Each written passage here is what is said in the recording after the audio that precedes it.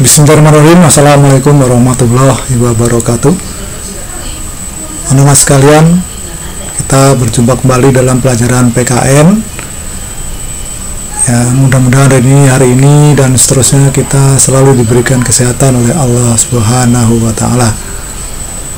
Nah, anak sekalian, hari ini kita melanjutkan pelajaran terdahulu. Minggu lalu saya sudah memberikan materi terkait dengan daerah dalam kerangka Negara Kesatuan Republik Indonesia. Nah, hari ini kita akan melanjutkan dari materi ini.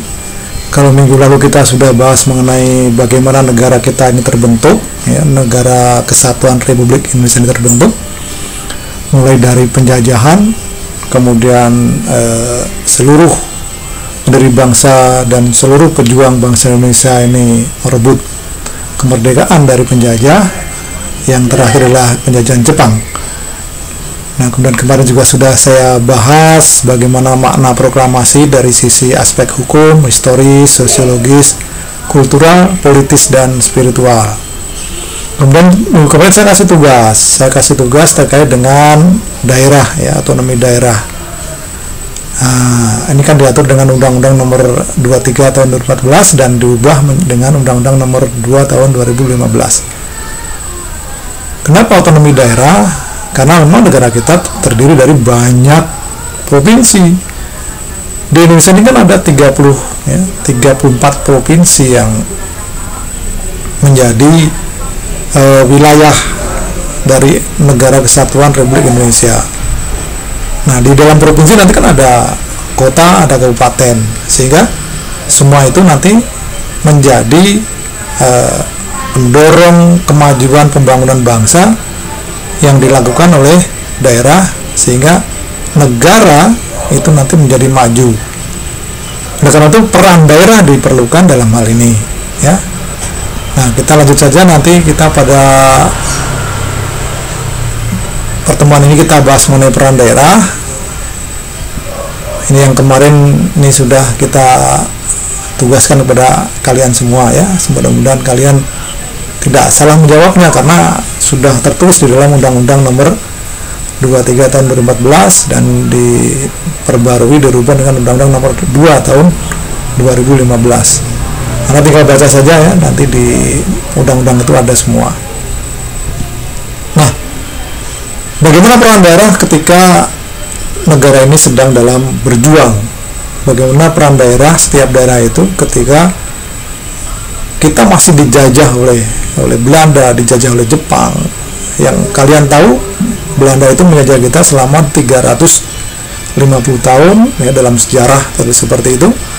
Dan Jepang itu menjajah kita selama 3,5 tahun. Nah, gimana peran daerah masing-masing? Ternyata dari Sabang sampai Merauke, walaupun dulu kita ini masih kerajaan, ya kan, kerajaan di Indonesia banyak sekali, ya, ada Majapahit, ada Sriwijaya, ada Mataram dan sebagainya. Nah, apa peran-peran setiap daerah itu? Coba kita lihat. Ada Cut Nyak-Dien, ya. Cut Nyak-Dien itu adalah pahlawan dari Aceh, dan dia memulai perlawanan rakyat Aceh ketika itu berhadapan dengan Belanda, ya. Jadi ini menyadarkan setiap daerah bahwa kita ini sebuah bangsa, gitu. Kita ini mampu untuk mendirikan sebuah bangsa. Maka penjajah harus hengkang dari bumi Indonesia.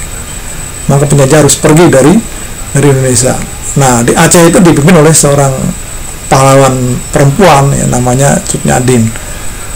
Kemudian yang kedua ada Hasanuddin, ya, Patimura. Ada Patimura itu di Maluku. Nah, sekarang ini dulu, sekarang uangnya sudah berubah, ya, mata uang 1000 gambarnya sudah berubah, dan ini menjadi pemimpin perlawanan rakyat Maluku adalah Patimura.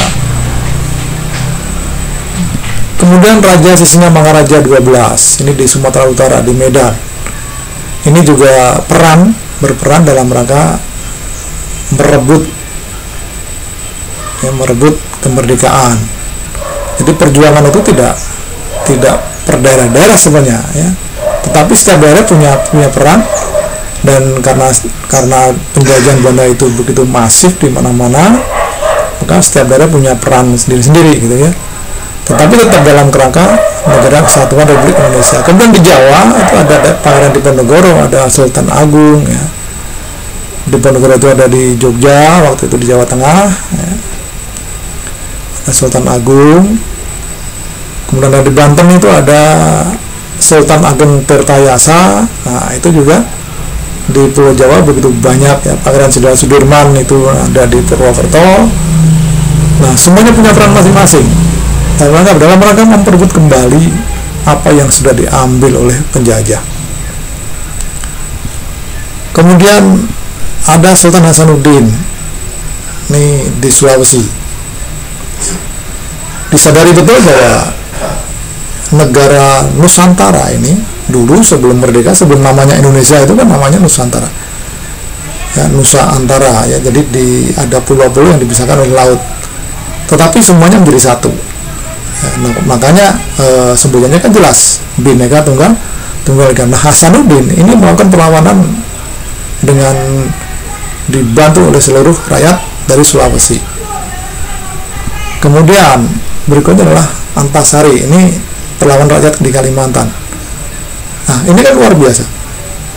Jadi peran-peran daerah ini menjadi sangat penting ketika perjuangan kemerdekaan begitu berat, karena lawannya adalah lawan-lawan yang senjatanya lengkap. Tetapi di Indonesia kan kita semua belum punya senjata.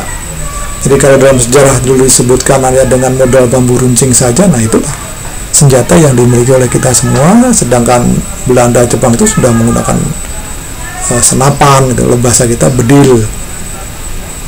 Nah, ini peran daerah ketika terjadi perjuangan dalam merebut kemerdekaan. Walaupun kemudian ini kan sifatnya kedaerahan ya. Jadi setiap daerah punya peran, tapi tujuannya kan tetap satu. Jadi mereka tetap bertujuan untuk merebut kemerdekaan. Nah, baru setelah tahun 1908 kemudian muncullah organisasi modern namanya Budi Utomo, itu menyadarkan bahwa kalau kita kedaerahan agak sulit melawan penjajah itu. Maka dengan lahirnya Budi Utomo menjadi organisasi yang modern yang pertama, Persatuan dan Kesatuan, jadi perjuangannya perjuangan secara nasional, bukan perjuangan secara kedaerahan. Nah itulah yang kemudian menyadarkan bahwa kita adalah satu ya. Kalau kemudian lahir Sumpah Pemuda ya, yang ada 3 sumpah para pemuda itu, bertanah air satu ya, tanah air Indonesia, bertumpah darah satu bangsa tanah air Indonesia, kemudian berbangsa satu bangsa Indonesia, dan berbahasa satu bahasa Indonesia, itu menjadi pangkal tolak bagaimana rasa persatuan dan kesatuan menjadi sebuah bangsa yang besar mulai dikumandangkan. Dan ini menyadarkan sampai sekarang menyadarkan bahwa kita menjadi sebuah bangsa, maka kita harus membina rasa persatuan dan kesatuan. Nah ini materi kita hari ini tidak usah perlu panjang-panjang, tapi yang perlu dipahami bahwa hari ini kita sadar betul bahwa negara kita sedang menghadapi polemik ya, sedang menghadapi wabah, sedang menghadapi itu. Maka kita belajar dari apa yang sudah dilakukan oleh para pahlawan zaman dulu.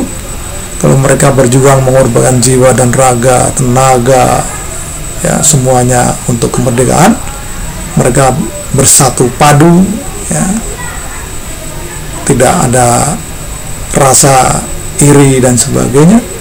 Maka sekarang pun kita juga harus bersatu padu bagaimana melawan wabah ini. Nah, anak sekalian, supaya Anda lebih paham, kalian lebih paham, saya minta Anda mengerjakan tugas ini sedikit saja nanti ya. Tolong kalian cari informasi dari berbagai sumber ya, bisa dari YouTube, bisa dari Google, bisa dari atau tanya orang tua atau tanya kakak ya, siapa saja yang tahu sejarah, yang tahu pahlawan perjuangan kemudian yang berasal dari daerah Tangerang itu ada nggak sih gitu. Nah coba Anda kalian cari dari mana, coba cari nama jalan. Oh, ternyata ada nama jalan namanya Daan Mogot. Daan Mogot itu apakah benar pahlawan yang ternyata adanya di Tangerang? Anda cari nanti ya. Terus siapa lagi? Sultan Agung Tirtayasa di Banten. Dan banyak lagi lah. Nanti Anda explore, Anda cari di Google, di koran, di majalah, di buku-buku sejarah.